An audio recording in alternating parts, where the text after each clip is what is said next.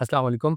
अच्छा, last video में मैंने आपको वेब डेवलपमेंट का कंप्लीट रोड मैप बताया था और अगर आपने वो नहीं देखा तो आप प्लीज़ मेरे चैनल को विज़िट करके आप ये देख सकते हो कि उसमें आप फुल स्टैक वेब डेवलपर अगर बनना चाहते हो तो आप उसमें कौन-कौन सी टेक्नोलॉजीज़ को सीख सकते हो। और आज की इस वीडियो में मैं आपको मोबाइल एप्लीकेशन डेवलपमेंट का फुल रोड मैप बताऊँगा कि आप front end, back and with databases कैसे सीख सकते हो और आपको कौन-कौन सी टेक्नोलॉजी सीखनी चाहिए। अब अगर हम वेब की बात करें तो वेब में तो हमारे माइंड में ये नहीं आता है कि ये वाली वेबसाइट मेरी मैकबुक में रन होगी या विंडोज़ में रन होगी या मोबाइल में रन होगी। वो तो क्रॉस प्लेटफ़ॉर्म होती है, वो हर डिवाइस में रन हो जाती है। लेकिन अगर हम मोबाइल एप्लीकेशंस की बात करें ना तो उसमें हमारे माइंड में सबसे पहली चीज़ यही आती है कि मेरी जो एप्लीकेशन है वो एंड्रॉयड में रन होगी, वो आईफ़ोन में रन होगी या वो डेस्कटॉप में रन होगी। तो इस तरह की बहुत सारे क्वेश्चन हमारे माइंड में आते हैं, तो ये हमें कन्फ्यूज़ करते हैं। तो आपने क्या करना है, आज की वीडियो को एंड तक ज़रूर देखना है, मैं आपके सारे के सारे डाउट्स क्लियर कर दूँगा। देखो, ऐप डेवलपमेंट ना मेनली 2 तरह की होती है। एक होता है हमारे पास मोबाइल ऐप्स और एक होता है डेस्कटॉप ऐप्स। ठीक है, अगर हम डेस्कटॉप ऐप्स की बात करें तो वहाँ पर अगेन से ये होगा कि विंडोज़ के लिए एप्लीकेशन होगी या मैक के लिए होगी। और अगर हम मोबाइल के लिए बात करें तो वहाँ पर फिर से 2 टाइप्स आएँगी कि या तो हमारे पास एंड्रॉयड के लिए होगा या फिर आईफ़ोन के लिए, आईओएस के लिए होगा। तो आज की इस वीडियो में मैं डेस्कटॉप वाली को तो बात नहीं करूँगा क्योंकि ये वीडियो सिर्फ़ और सिर्फ़ मोबाइल एप्लीकेशंस के लिए है। तो हम मोबाइल ऐप्स को अब स्टार्ट करते हैं। अब मोबाइल ऐप्स में मेनली 2 तरह की टाइप होती हैं, आईओएस और एंड्रॉयड। अब जब भी एंड्रॉयड की बात आती है ना तो हमारे ज़हन में सबसे पहले जावा ही आती है क्योंकि जावा को ऑफ़िशियली एंड्रॉयड की लैंग्वेज बोला गया था, लेकिन अभी गूगल वालों ने उसको चेंज करके कोटलिन को कर दिया। तो ख़ैर मैं ये सारी चीज़ें आपके साथ शेयर करता हूँ कि क्या आपको क्या वो क्या-क्या सीखनी है और क्या चीज़ इग्नोर करनी है। तो हम फर्स्ट स्टेप की तरफ चलते हैं and which is Android development. अगर आपको एंड्रॉयड डेवलपर बनना है तो मैं आपको यही सजेस्ट करूँगा कि आप जावा को चूज़ करो फ़िलहाल के लिए। मतलब आप अभी सेकंड सेमेस्टर में हो, थर्ड सेमेस्टर में हो या इवन किसी भी सेमेस्टर में हो और आपको अब ये डिसाइड कर लिया है कि आप ऐप डेवलपमेंट सीखना है, आपने अपनी एप्लीकेशंस बनानी है। आपके माइंड में यही होगा ना कि आप ऐप डेवलपमेंट सीख के या तो जॉब ले सकते हो या फिर अपनी खुद की एप्लीकेशंस लॉन्च करके वहाँ से रेवेन्यू जनरेट कर सकते हो। तो अगर आपको जॉब लेनी है तो आपको पहले माइंड में ये भी चीज़ होगी कि आपको ओपी सीखना है, डेटा स्ट्रक्चर्स, एल्गोरिदम भी सीखने हैं, तो उसके लिए जावा बेहतरीन लैंग्वेज है। आप जावा के अंदर ओपी सीखो, डीएसए भी करो और साथ-साथ आप एंड्रॉयड डेवलपमेंट भी कर लो। तो एक प्रोग्रामिंग से आप तीनों काम कर लोगे, आपके प्रोजेक्ट्स भी बन जाएँगे, डीएसए भी हो जाएगा और साथ-साथ ओपी क्वेश्चन भी सॉल्व हो जाएँगे, तो आप इंटरव्यू ईज़िली क्लियर कर लोगे। और जावा एक बेहतरीन प्रोग्रामिंग लैंग्वेज है एंड्रॉयड डेवलपमेंट के लिए। तो आपने जो भी एप्लीकेशंस बनाई होंगी, आप उनको प्ले स्टोर के ऊपर अपलोड भी कर सकते हो। मैं इस वीडियो के लास्ट में बताऊँगा कि उसको अपलोड करने का क्या वे होता है और उसमें कितनी कॉस्ट आती है। अब जावा ऑलमोस्ट मेरे ख्याल से 2017 टू 18 तक ऑफ़िशियल गूगल की एंड्रॉयड प्रोग्रामिंग लैंग्वेज थी, लेकिन उसके बाद उन्होंने उसको चेंज करके कोटलिन को कर दिया। कोटलिन हमारे पास एक न्यू लैंग्वेज आई थी और वो भी ऑफ़िशियली एंड्रॉयड डेवलपमेंट के लिए ही आई थी। तो अब यहाँ पर स्टूडेंट मेनली कन्फ्यूज़ हो सकते हैं कि उनको जावा चूज़ करनी चाहिए या कोटलिन चूज़ करनी चाहिए। मैं यहाँ पर आपसे यही रिकमेंड करूँगा कि आप जावा चूज़ करो, उसके अंदर अच्छे-अच्छे 4 से 5 प्रोजेक्ट्स बनाओ। अगर आपने उनको गूगल प्ले स्टोर पे अपलोड करना है, तो आप वो भी अपलोड कर सकते हो, लेकिन एक दफ़ा आप जावा कंप्लीट सीखने के बाद फिर आपने क्या करना है, मूव करना है कोटलिन की तरफ। क्योंकि अभी इंडस्ट्री की अगर हम बात करें, तो वहाँ पर अगर एंड्रॉयड डेवलपमेंट हो रही है, तो वो ज़्यादातर कोटलिन में हो रही है। जावा में अभी एंड्रॉयड डेवलपमेंट इतनी हो रही है कि जो पुरानी एप्लीकेशंस हैं, उनको मेंटेन किया जा रहा है, ठीक है? तो जावा के अंदर भी हो रही है, अभी न्यू ऐप्स बन रही हैं, लेकिन ज़्यादातर जो है ना वो अभी कोटलिन के अंदर जॉब्स ऑफ़र आ रही हैं। तो अगर आपको एंड्रॉयड डेवलपमेंट सीखना है तो आपने स्टार्ट करना है जावा से, उसके बाद आपने मूव करना है कोटलिन में।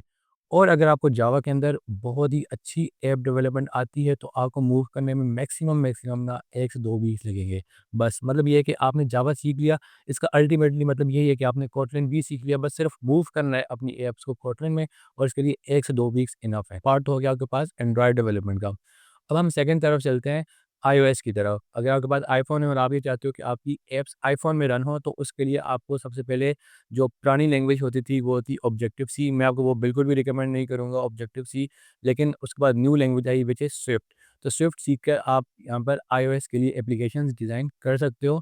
लेकिन इसमें एक मैं आपको चीज़ बता दूँ कि अगर आप पाकिस्तान की सॉफ्टवेयर इंडस्ट्री की बात करो ना, तो स्विफ्ट का जो स्कोप है वो ऑलमोस्ट ज़ीरो है।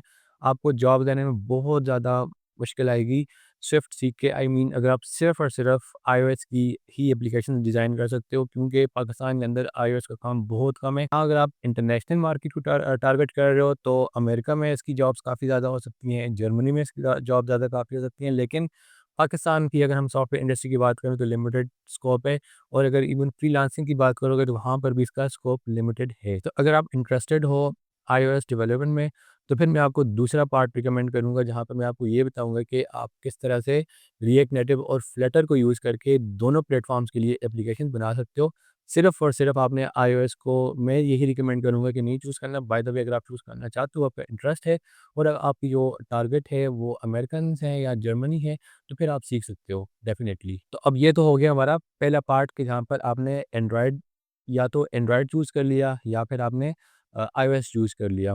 और अगर हम जॉब मार्केट की बात करें तो एंड्रॉयड की तो जॉब्स बेतहाशा हैं पाकिस्तान में, लेकिन आईओएस की थोड़ी-सी कम है।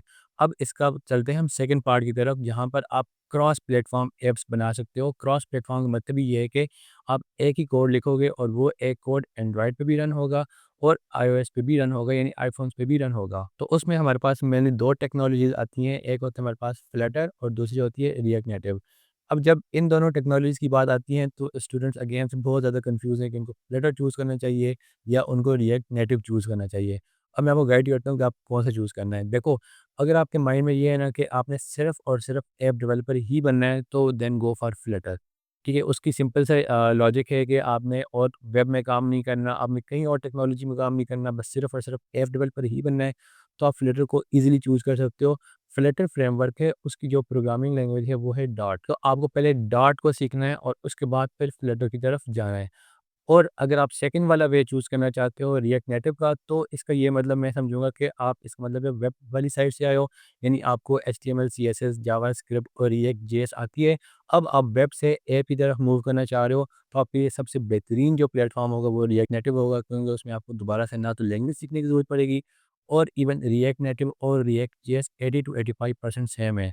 और मैं यहाँ पर आपको भी यही रिकमेंड करूँगा कि अगर आप क्रॉस प्लेटफ़ॉर्म ऐप डेवलपमेंट सीखना चाहते हो, तो आप पहले रिएक्ट जेएस सीख लो, क्योंकि वो ऑलमोस्ट ऑलमोस्ट सेम है रिएक्ट नेटिव की तरह। बिल्कुल उसमें भी स्टेट मैनेजमेंट उसी तरह से होती है, प्रॉप्स और ये सारे एरर हैंडलिंग सारे कॉन्सेप्ट सेम टू सेम उसमें भी यूज़ हो रहे होते हैं। रिडक्स आपके लिए कॉम्प्लेक्स स्टेट को मैनेज करने का काम आता है। फिर मैं आपको यही रिकमेंड करूँगा कि आप रिएक्ट नेटिव सीखो क्रॉस प्लेटफ़ॉर्म के लिए। उसके लिए आपकी जो एप्लीकेशन होगी वो एंड्रॉयड में भी रन हो रही होंगी और साथ-साथ आईफ़ोन में भी रन हो रही होंगी। और अब अगर हम इन दोनों टेक्नोलॉजीज़ में जॉब्स की बात करें, तो इन दोनों में 50-50 स्प्लिट है, यानी ये कि फ्लटर की जॉब्स भी बहुत ज़्यादा हैं पाकिस्तान में और रिएक्ट नेटिव की जॉब भी बहुत ज़्यादा है पाकिस्तान में। इवन अगर आप यहाँ पर फ्रीलांसिंग की बात करो तो इन दोनों के बहुत ज़्यादा प्रोजेक्ट्स हैं, रिमोट जॉब्स भी इन दोनों की काफ़ी ज़्यादा है। तो ये दोनों ऑलमोस्ट सेम ही चल रही हैं, तो आप कोई सी भी चूज़ कर सकते हो। हाँ, बस ये है कि अगर आपको प्योर ऐप डेवलपर बनना है, देन गो फॉर फ्लटर।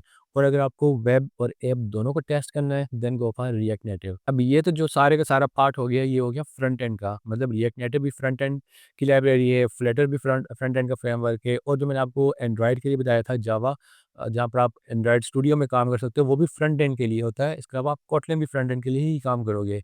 अब इसके बाद आती है हमारे पास बैकएंड, यानी अगर आपको फुल स्टैक ऐप डेवलपर बनना है तो फिर आपको साथ-साथ बैकएंड भी सीखना पड़ेगा। और हाँ, अगर यहाँ पर ये होता है कि आप सिर्फ़ और सिर्फ़ इन्हीं टेक्नोलॉजीज़ को सीखते हो तो आपको जॉब्स ईज़िली मिल सकती है, आपको बैकएंड वाली साइड पे जाने की ज़रूरत नहीं है। लेकिन हाँ, अगर आपको फुल स्टैक बनना है और अगर आपको ज़्यादा जॉब्स की अपॉर्च्युनिटीज़ में जाना है तो फिर आपको मैं यही रिकमेंड करूँगा कि आप साथ के साथ बैकएंड भी सीख लो विद डेटाबेस। अब यहाँ पर अगर हम बैकएंड की बात करें तो बैकएंड बिल्कुल सेम टू सेम वेब वाले ही है, जहाँ पे कोई अलग से बैकएंड नहीं है, वही नोड.जेएस आएगा, वही जेंगो आएगा, वही स्प्रिंग बूट आएगा, वही लारावेल आएगा, तो आप कोई सा भी बैकएंड चूज़ कर सकते हो। लेकिन हाँ, ये कोई सा भी मत चूज़ करना, उसमें जॉब्स को देख के चूज़ करना कि किसका किसका ज़्यादा स्कोप है। और मैंने वेब वाली वीडियो में बताया था कि आप यहाँ पर 2 टेक्नोलॉजीज़ को चूज़ कर सकते हो, नोड.जेएस या फिर जेंगो, क्योंकि इनकी जॉब्स सबसे ज़्यादा हैं। स्प्रिंग बूट भी आप चूज़ कर सकते हो, उसकी भी जॉब्स हैं, लेकिन इन दोनों के कंपैरिज़न थोड़ी-सी कम है। और लारावेल की जॉब्स अभी थोड़ी लिमिटेड हो रही हैं और एएसपी.नेट को तो आपने बिल्कुल भी चूज़ नहीं करना, वो अब तकरीबन ऑब्सोलीट होती जा रही है इंडस्ट्री में से। तो आई होप कि आपकी सारी सारी कन्फ्यूजन क्लियर होगी। मैं इस वीडियो को बिल्कुल सम अप करता हूँ। स्टार्ट आपने अगर एंड्रॉयड से करना है तो गो फॉर जावा। जावा में 3 से 4 प्रोजेक्ट्स कंप्लीट करके फिर कोटलिन की तरफ मूव करो। और अगर आपको आईओएस वाली साइड पे जाना है तो आप स्विफ्ट वाली साइड पे जा सकते हो, लेकिन वो रिकमेंडेड नहीं है पाकिस्तान के अंदर रह के। अगर आपकी जॉब टारगेट पाकिस्तान की इंडस्ट्री है तो स्विफ्ट की तरफ मत जाना, जॉब बहुत कम है।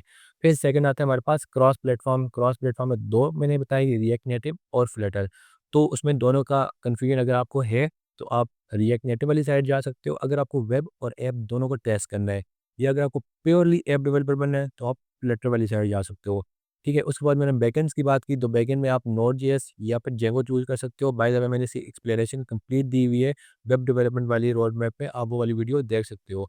और आपने बैकएंड वेब और ऐप दोनों के लिए सेम ही लिखना होता है, सेम एपीआईज़ फ्रंट एंड के ऊपर इंटीग्रेट हो रही होती हैं, रिएक्ट नेटिव, फ्लटर और जावा और कोटलिन हर जगह पर। तो ये तो सारी की सारी टेक्नोलॉजीज़ होगी जो कि आप सीख सकते हो। उसके बाद आते हैं हमारे पास डिप्लॉयमेंट। अब जो डिप्लॉयमेंट होता है ना, वो 2 तरह की अगेन होती है, एक होती है फ्री वाली और एक होती है पेड। फ्री में ये है कि आप उसकी एपीके फाइल जनरेट कर सकते हो, आप रिक्रूटर को दे सकते हो कि मैंने ये वाली एप्लीकेशन बनाई है, वो लिंक पे क्लिक करेगा और आपकी एप्लीकेशन के ऊपर चला जाएगा और वो आपका प्रोजेक्ट चेक कर सकता है। लेकिन यहाँ पर दूसरा होता है हमारे पास पेड वाली डिप्लॉयमेंट, यानी आप अगर प्ले स्टोर का अकाउंट बाय करना चाह रहे हो या आप ऐप स्टोर यानी आईफ़ोन का अकाउंट बाय करना चाह रहे हो, तो उसके लिए होता है हमारे पास पेड। उसके लिए आपको पेड वर्ज़न बाय करना पड़ेगा। अब अगर मैं आपको यहाँ पर गूगल प्ले कंसोल की बात करूँ, तो वो आपको मिलेगा $25 लाइफ़ टाइम के लिए। आप $25 यानी अगर हम पीकेआर में कन्वर्ट करें तो it is round about 5500 to 6000 rupees almost. तो आपने एक दफ़ा अकाउंट बाय करना है, उसके बाद आप एक अकाउंट से जितनी भी एप्लीकेशंस प्ले स्टोर पे पुश करना चाहते हो, आप कर सकते हो। आपकी एप्लीकेशन प्ले स्टोर के ऊपर स्टार्ट हो जाएँगी। फिर उनकी बेस के ऊपर आपको जितने डाउनलोड्स होंगे, उनके ऊपर आप एड्स रन कर सकते हो, तो इस तरह आपका रेवेन्यू स्टार्ट हो सकता है। और अगर हम सेकंड बात करें आईओएस वाली, तो आईओएस का जो पेड वर्ज़न है वो थोड़ा-सा ज़्यादा महँगा है। उसके लिए आपको $99 हर साल पे करने पड़ेंगे। यानी वो लाइफ़ टाइम आपको नहीं देते, वो $99 आपसे लेंगे 1 साल के लिए। उसके बाद अगले साल के लिए आपको फिर से अपनी जो सब्सक्रिप्शन है वो रिन्यू करनी पड़ेगी। तो आई होप ये सारे के सारे डाउट्स आपके क्लियर हुए होंगे, और अगर आपके अभी कोई भी कन्फ्यूजन है तो आप कमेंट्स में पूछ सकते हो, मुझे लिंक्डइन पे मैसेज कर सकते हो या आप हमारा फेसबुक ग्रुप भी जॉइन कर सकते हो। अगर आपकी कोई भी कन्फ्यूजन है या कोई क्वेश्चन है तो आप वहाँ पर पोस्ट करो। मैं या बाकी भी कम्युनिटी मेंबर्स इंशाल्लाह आपकी हेल्प करेंगे। सो टिल दैट अल्लाह हाफ़िज़।